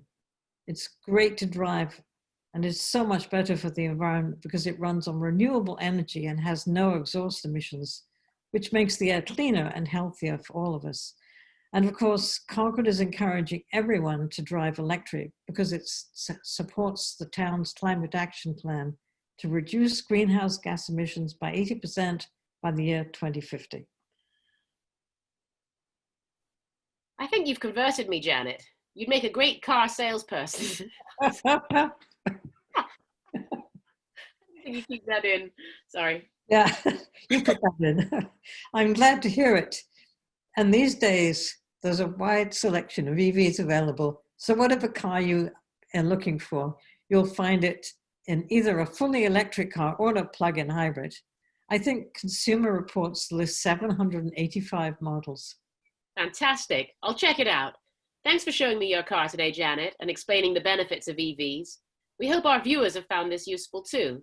Please join Janet and me for an informal chat where we can personally answer all your EV questions and recommend next steps towards switching to electric driving, because there's no doubt that EVs are the future, and the future begins today. It's a wrap. 7 minutes, 25 seconds. Oh, not bad, not bad. Yeah. Is the floor open for comments? Yeah. Yes. I think And it nice would be, what I always like to do is calculate the miles per gallon of a car versus the miles per kilowatt hour of the Bolt. And you have an average, you're probably getting about 3.8 miles per kilowatt hour. So that's about 10, let's say 10 cents. Yeah. Is that, you're getting a little more than that? Yeah, especially, well, in the summer when I'm driving around Concord, it's, approaches 6. It's amazing. I mean, if I start going on freeways, it goes down a lot, but yeah. So I find whatever you're using, 15 cents a kilowatt hour, or do you want to use 10 cents a kilowatt hour? Mm-hmm. And if you just do that simple comparison versus a 30 mile per gallon automobile at $2.50 a gallon, it's nice to see that economic comparison of how inexpensive it is to drive the Bolt. That's a great comment. All of the things that list EVs, they give a MPGE, where they take the energy content of a gallon of gasoline and calculate the MPGE. It's usually on the order of 100 or so, 80 to 100 something. Yeah, I like seeing the dollar value of how inexpensive it is to drive a mile in an EV versus, a mile in a. I like that idea. Yeah, And- that's the and way I there's- like to see it. There's emission factors for driving an automobile too, so we could say it takes off X, one electric car is taking off, in emissions of a lot of tons Yeah. per year. If you had a workbook, that would be an example of a thing that might be really kind of clever to have in the workbook. So There's a calculator on the Concord Drives Electric website that does a lot of analysis and a bunch of stats there that you could pull. That sounds great. I think you've got to avoid getting into some of the details. So if you said something like, this car has an equivalent miles per gallon for the energy it consumes of over 100 miles, and that saves a lot of money. You could check this out and then have a link to where you can go check it out. You can save a minute or something. But I think the main thing you want to get in this video are the people who are worried about, how do I charge this thing? What's my, am I going to get stuck on the freeway without any charge? There's a lot of range anxiety out there. But I think Janet addressed that. She said the reason she chose a fully electric car is because she doesn't need necessarily to drive more than 239 miles or whatever she said. But then she said, if you want to have the assurance of gas power backup, then maybe a hybrid is the good thing for you. And I agree. It's covered. And I also mentioned the existence of the high-speed chargers. Yeah. Yes. Have you ever used one? A couple of times, yes. Driving up to the Peninsula in Maine and back. My car won't go that far. But Hannaford supermarkets conveniently have chargers. Okay. So, yes, I've used them. Good. Once or twice. Anything else anybody feels was missing from that? I think Bob makes a very good point. It would be quite good to have some stats in there, but I see what you're saying also, Brad. You don't want to get too specific because then someone will call you out on it. I think what we could do is, put Bob's information in a pop-up box. Yeah, Yeah. it's a And good have idea. it visually there rather than actually spoken. Okay, sure. Yeah. What do you think of the length? I mean, it was a little on the long side. Do you think it's okay? It's a little long. It's long. If we could I wondered find ways to whether tighten it a little bit. there was quite a lot of talk about regenerative braking, which is just kind of one feature. I know it's important because it's different from a regular car, but I don't know whether it's getting bogged down in details. Maybe we could just cut the whole regenerative braking piece out. I probably would. You could mention it.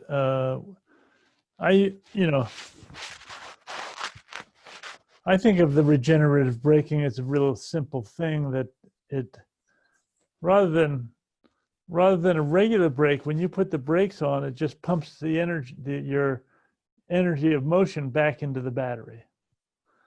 Yeah.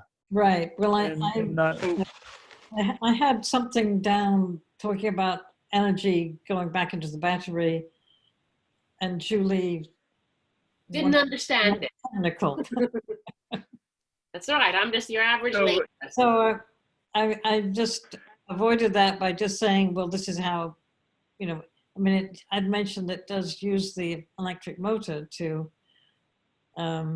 recharge the battery, and just that you lifted your foot off the accelerator. I just think it's a detail of how the car works and not necessarily part of the sort of the overview that's in these, honestly fairly short videos. Right. But we could put the regenerative braking in just once somewhere rather than twice. And it talks about energy savings in multiple places, and I don't know whether that's good or bad. Yeah, that's good. I don't recall seeing where there's a description of regenerative braking. You do mention it a couple times, but I'm not sure you mentioned, or at least I missed it if you did, that regenerative braking saves energy. Yeah. So Yeah, I did. I think you did. You did? Okay. Yeah. One of the all right, questions, never mind. a question that I had is, in all of these scripts, there are a number of places where there's a thing like pie chart or graph, or there's a need for a chart. What I was wondering was whether when we shoot the video in the simplest form, should we present charts like that as something that the people in the video are going to hold up for a minute? Or is there a way to integrate it into the video after the fact? Integrated after the fact. You mean like Bob Dylan style? Yeah, Bob Dylan style. I think the students, that's the kind of thing that they can knock out really quickly. If we tell them we want a quick pie chart or a bar chart or whatever it is, or just some facts listed, they'll split the screen, put the people who are speaking on one side and overlay a little diagram or something, an infographic on the other. Yeah, but that'll be some work. They can take raw video footage and do that? Yeah. Yeah. They're clever, these kids. Well, so you don't think we should like put the chart in and, you like try to take it, have it be in the video? Yeah, so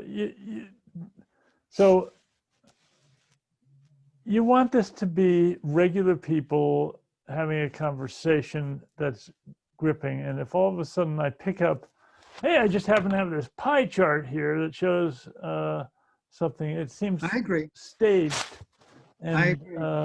Immediately a little out of character. It's just about, the question comes of just whether they'll get it right when you give them the instruction to put the pie chart in the right place. Oh, well, I think we get it right. That's easy. I mean, we can do it. I mean, we already got it in the script.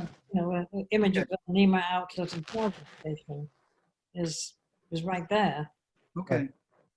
I don't think that's a problem. I'm watching Sharon edit this as I'm It's like tightening up, like my driving needs me. It's enough for me. I mean, the reason I just noticed you took out the bit about the electrician costs, and I know That can No, I love that you need an electrician.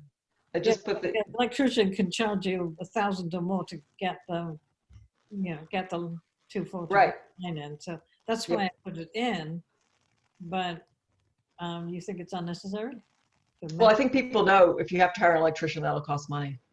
I agree. And in fact, I had the same thought with just the whole couple of sentences that you have about, well, it can cost this amount and the electrician will cost you even more, but CMLP can help. I would just say CMLP can help with the installation costs. So everyone knows they're going to charge us. Just shorten it up.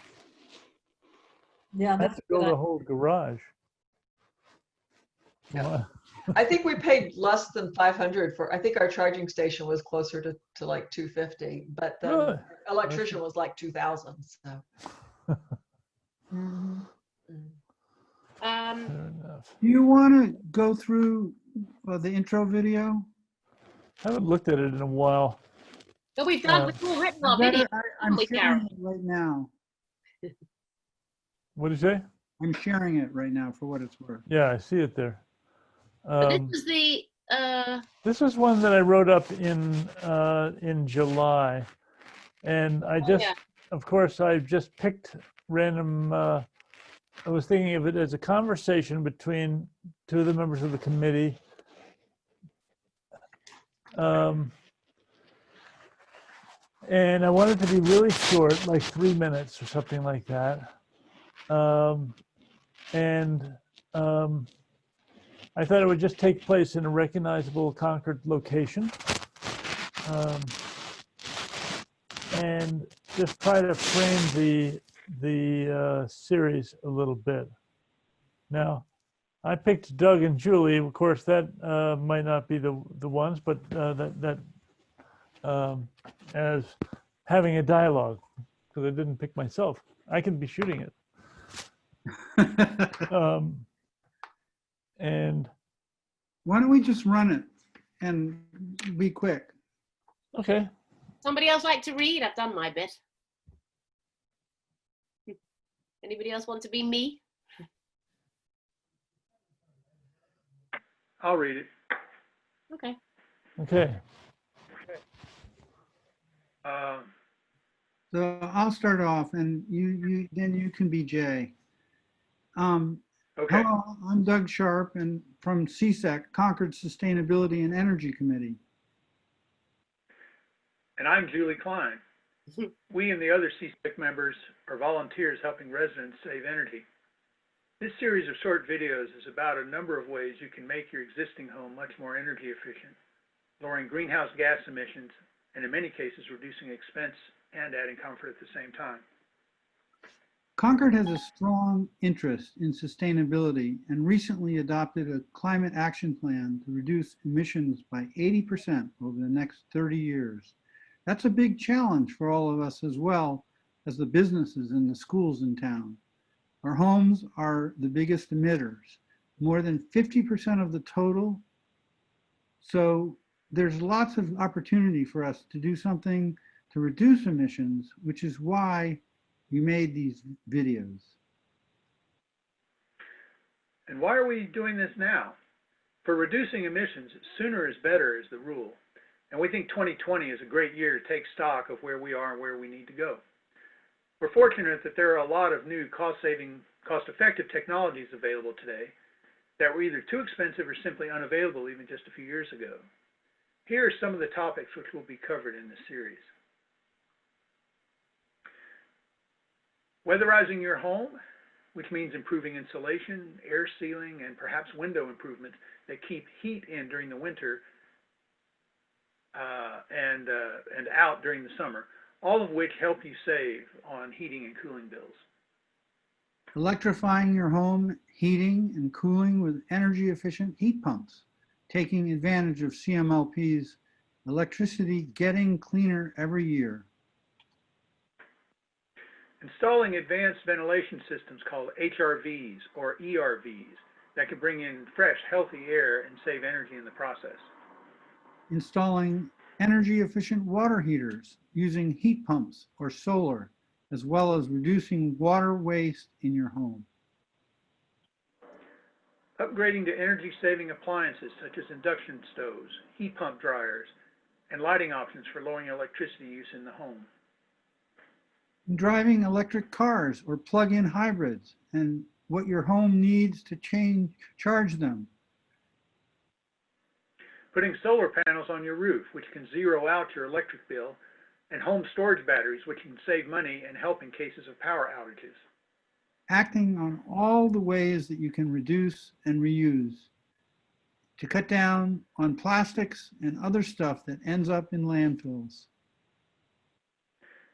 And providing a home for pollinators and birds with sustainable landscaping to nurture the natural world while minimizing chemical and water use.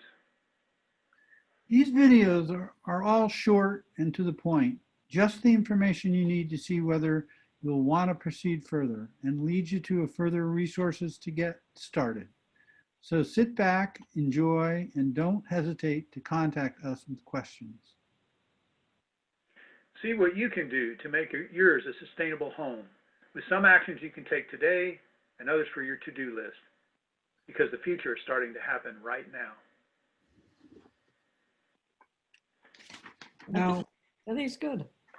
One of the comments my son made that was interesting about this, he objects to lists, and he thought that his mind he lost it in the list. I think one thing that can help that list, because it did feel a little kind of dry with just the alternating one point after another, is visuals, right? Every time one of these points is being made of one of the topics, then we show a visual of that. Like Kate was saying, you don't always have to be filming the people who are talking. It can be their voiceover and some more interesting visuals to keep you engaged. So we need to collect a set of visuals, one for each one of these items. Mm-hmm. Or you could just have it be like text kind of scrolling or something. Mm-hmm. Or photo. One thought I had as you're reading through the list is when you talk about advanced ventilation systems, but the point of the heat recovery doesn't really come across. HRVs could be you could just say heat recovery systems or heat recovery ventilators rather than saying HRVs or ERVs. Yeah. Now, none of this refers to the pamphlet. That's one problem, right? Now, maybe we can use the pamphlet as the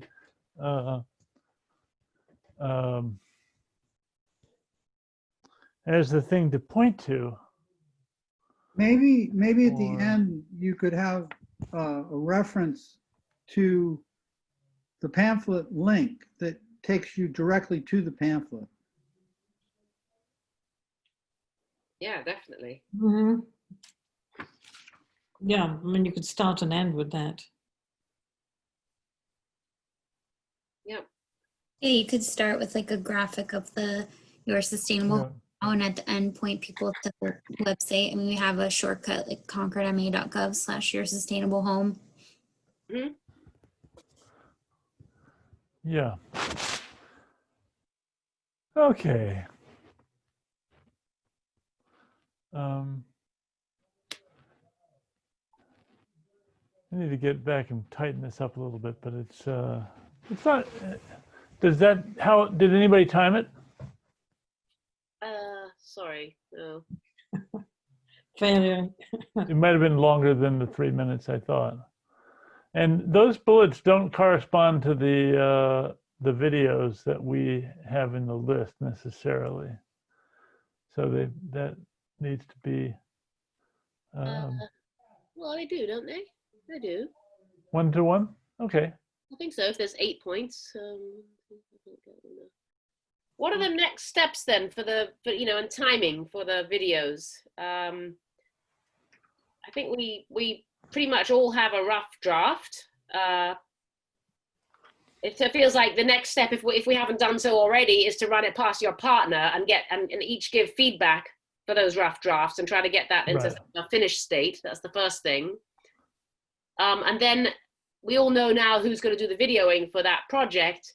Maybe connect with all three of you and try to find a time to do that. Yeah, that'll give a deadline. That'll. What do we want to achieve by October 22nd? We want to have all these videos done. I think so, right? All these videos shot? Yeah. Since we want to do them outside, I think it'd be better to get them done while the weather is relatively warm. Yeah. Yep. Good point. Yeah. I think, yeah, because that takes us to October 22nd, and that's probably assuming that we haven't got the students involved yet. I don't know how long it's going to take them. I mean, do we want to get these videos out there sort of before the holiday crush, right? And before people are distracted. One of the questions that I have that I think would make it easier, you know, when we're doing when we're videoing, it's when I look at professional videos or semi-professional videos, people are usually looking at the camera as opposed to reading. And I think that I'm not prepared to do other than reading of the scripts right now in a short, fast time. It's like I can't memorize all of the script. So I don't have a problem with trying to do it, but I'm not sure it'll be as engaging unless there's a way that we could get a prompter. Like, could the videographer in some way have a device that allows us to teleprompt, you know? So a giant board with all the words on it, yeah. Or how do people feel about, I mean, is it okay if we just read it? Yeah, I think so. I think so. How do Yeah. others feel? Well, I think we should try not. I was going to say, I think Doug's right. It's much less engaging if someone's reading as opposed to looking at the camera. Mm-hmm. Yep. Well, maybe some of you could get, I mean, leave it to each person to try and get creative about that. Maybe there's a way, like an app. One of the things that it was, if we were using a laptop to do the videoing from, as opposed to a phone, hypothetically, you could have the words be right in the screen, right behind the camera, and it'd be looking like you were looking right at the camera, but you would be reading. I mean, you can use your computer to record. Yeah. But especially if you have two people, it might be a little tricky. Yeah. It could be, and Well, you know, if you're moving around outside for the landscaping, where's the computer going to be? I think what we should do is do the best we can by the 22nd, shoot something, and if we have to redo them, we'll redo them. Mm-hmm. Yeah. At least we'll have something to criticize. Yeah. And if we have one or two that, you know, look good, then we can start working, you know, go to the next stage on those Right. and do some more work on the other ones. Right. Yeah. Doesn't all have to be ready to move to the next step at the same time. You know, they can go in shifts Right. on these kids, or, you know, if we can get these students involved. Does everybody feel like they have enough time between now and the 22nd, honestly, to meet at least 1 or 2 or 3 times to get these things done? In one case will be the videographer, and the other case will be the buddy, and the other case will be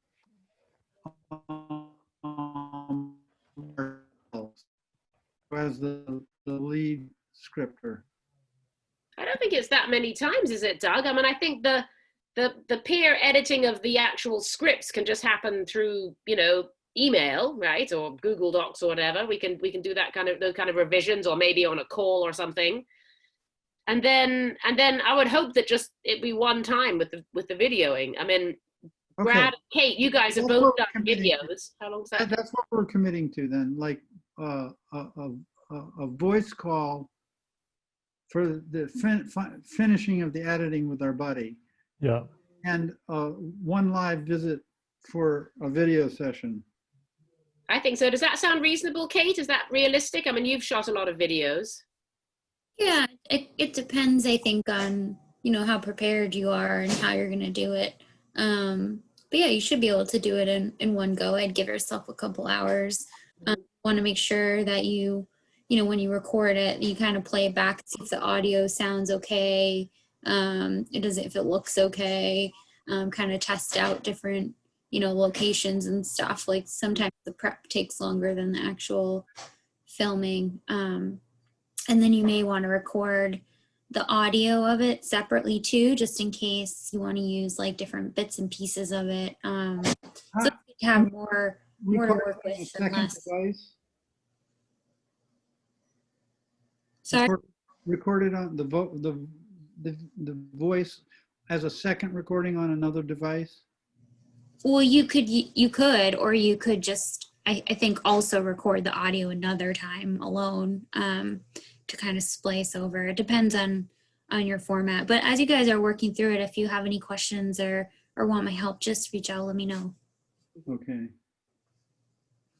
Kate, can I ask, Doug was asking me, and I sort of suggested this, but I'm not actually sure. Like say you did a perfect recording 3/4 of the way through a video, and then someone messes up. Can you just kind of say, cut there, and then record the last bit, and then ask the kids to put it together?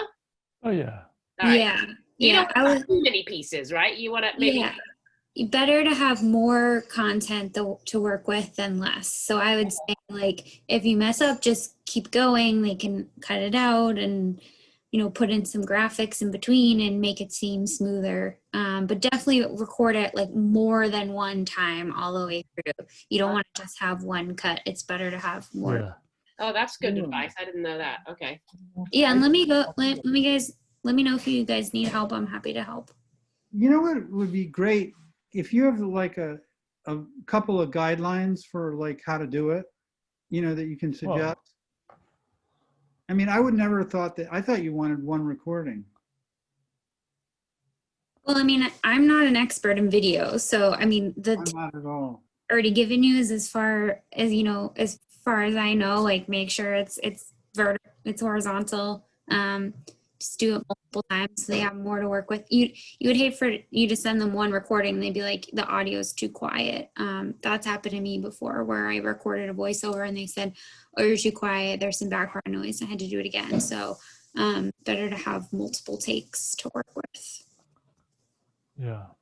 But I mean, it all depends too, if you can get in touch with the who's has the students, if they can give you some tips based on whatever they're going to be using to edit it, or if they have standard tips. I would defer to the editor, video production crew on what they want in terms of editing. Okay. Yeah. Well, I think it's. Do people want to? In the next day, I would urge you to try to set up the times that you're going to do these, so that Okay. we can work that out. I don't think we have to do that now. Yeah. I think we're out of time. Mm-hmm. Any last things? Let's see. We had ideas for distribution of the poster, but we're not going to worry about that right now.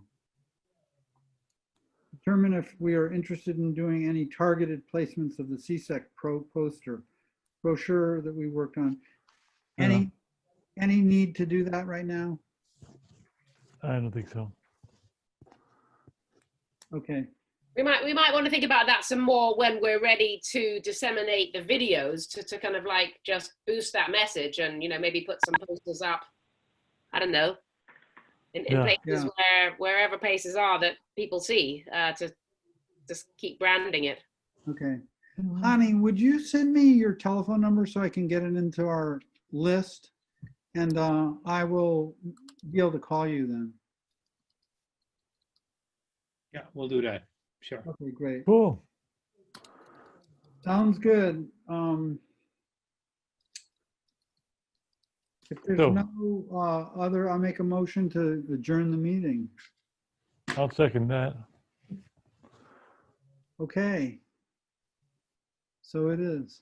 No, we haven't voted on it yet. Got all those in favor? Aye, aye. I want to keep going. Okay. Everybody. Talk to you soon. Second. Thank you, Doug. Okay. Thank you. Yes, I think we're making progress. I think. Bye, everyone. Good Right. night. Night. Night.